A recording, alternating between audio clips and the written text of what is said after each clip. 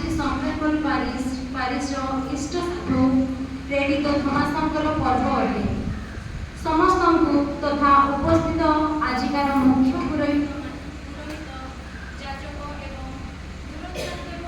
जातक वृंद समस्त एवं विश्वासी भाई और भौणी मानू मोर आंतरिक शुभेच्छा और अभिनंदन ज्ञापन करुछि।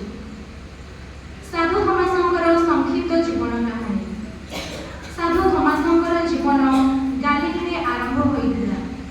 से 12 जन शिष्य मानक मध्यरु जणे, जहाँकर पर्व पाश्चात्य देश में डिसेम्बर 21 तारीख में पालन करती, किंतु रोमियो और सीरियन कैथोलिक चर्च रे जुलाई 3 तारीख में पालन करती बहुत आडंबर सहकारे। ताहाको दिदिमस ग्रीक भाषा रे 2 जन को बुझाए। जमन अध्याय 11:16 रे लिखित रहिछि। थमासंकर चरित्र। चलतु ताहाको सहित जीवा और ताहाको सहित मरिबा। अंतिम भोजरे से कहूथिबा जणा जाए। जोहन 14 अध्याय 1-7 पद एवं जीसु कहती मु ही सत्य पथ और जीवन। ताहाकर पथ किपरि जानि पारिबा। थमास जीसुଙ୍କୁ प्रश्न करती। जोहन 20 अध्याय 29 देखा पाऊ थमास जीसुଙ୍କର पुनरुत्थान को संदेह करती।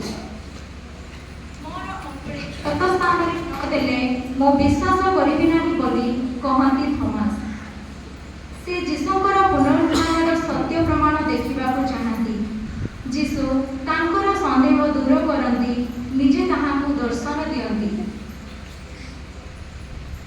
और कहती जी न देखी विश्वास करे से धन्य। थमास कहती मोर प्रभु मोर ईश्वर एवं जीसुଙ୍କର आनुगत्य स्वीकार करी गालिलीरू भारत आसती। माइलापुर दक्षिण भारत में अवस्थित से मृत्यु पर्यंत विश्वासी को शिक्षा दे परित्राणर कार्य करती एवं 53 साल मृत्यु भोग करती। आज नाम देवालय स्थापित वार्षिक उत्सव पालन करुछु। साधु भारतर इष्ट साधु भारत विभिन्न कुसंस्कार और अंध जड़ित थिला। साधु थमासकर विश्वासर वार्ता जोगु लोके परित्राण पाई ईश्वरंकर संतान हेले। तद्रूप आज प्रार्थना करिबा ईश्वर आशीर्वाद करंतु एवं सही परित्राणर कार्य यही देवालय मध्यरे करा जाऊ एवं नित्य यज्ञ माध्यम रे ईश्वरंकर अनुग्रह आम समस्त प्रति आसु। वर्तमान जाजक मानकु अनुरोध पूजन विधि आरंभ करंतु।